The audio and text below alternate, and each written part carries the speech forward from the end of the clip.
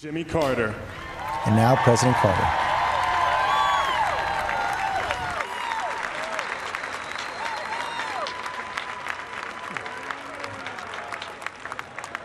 Well, I'm greatly honored to be here. And I realize that most people know that it's highly unlikely that any of us three over on my right would have served in the White House or be on this platform had it not been for Martin Luther King Jr. and his movement and his crusade for civil rights. So we are grateful to him for us being here. I'm also proud that I came from the same part of the South as he did. He never lost contact with the folks back home and was helping Tennessee garbage workers, as you know, when he gave his life to a racist bullet. I remember how it was back in those days. I left Georgia in 1943 for college and the Navy.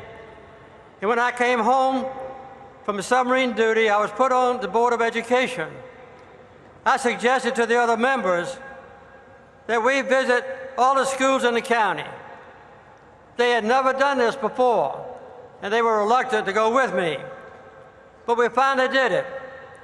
And we found that white children had 3 nice brick buildings. But the African-American children had 26 different elementary schools in the county. They were in churches, in front living rooms, and a few were in barns.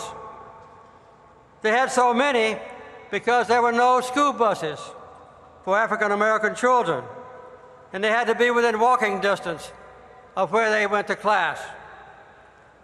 Their school books were outdated and worn out, and every one of them had a white child's name in the front of the book.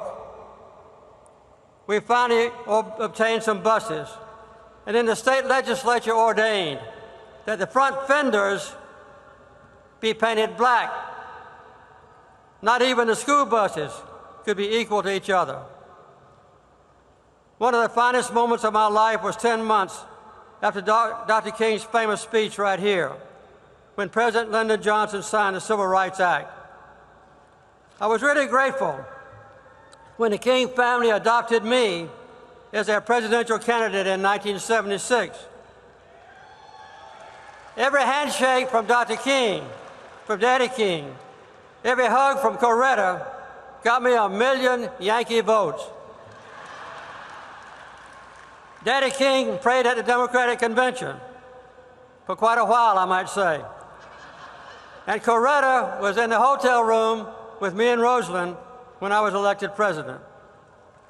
My Presidential Medal of Freedom citation to Coretta for Dr. King said, and I quote, "He gazed at the Great Wall of segregation and saw that the power of love could bring it down.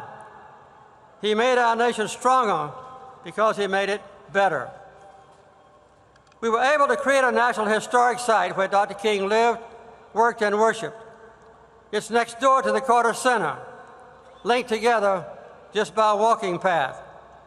And at the Carter Center, we try to make the principles that we follow the same as his, emphasizing peace and human rights.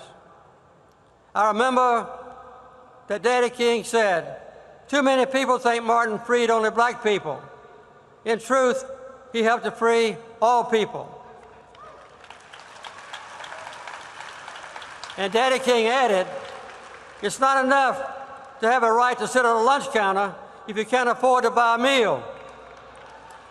And he also said, "The ghetto still looks the same even from the front seat of a bus." Perhaps the most challenging statement of Martin Luther King Jr. was, and I quote, "The crucial question of our time is how to overcome oppression and violence without resorting to oppression and violence." In the Nobel Prize ceremony of 2002, I said that my fellow Georgian was, and I quote again, "the greatest leader that my native state and perhaps my native country has ever produced." And I was not excluding presidents and even the founding fathers when I said this.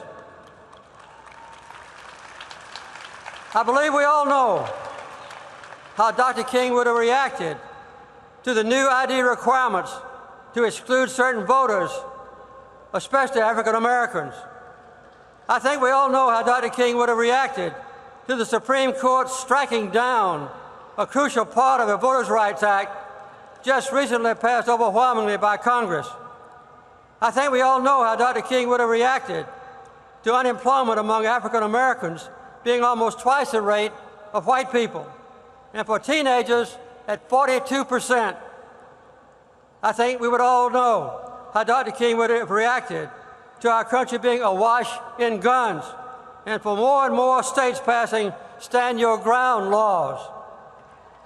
I think we know how Dr. King would have reacted for people of District of Columbia still not having full citizenship rights.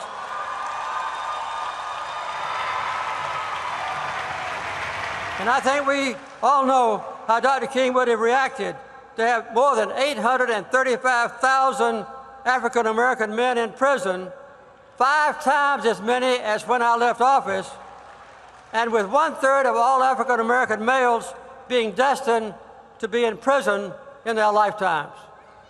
Well, there's a tremendous agenda ahead of us, and I'm thankful to Martin Luther King Jr. that his dream is still alive. Thank you.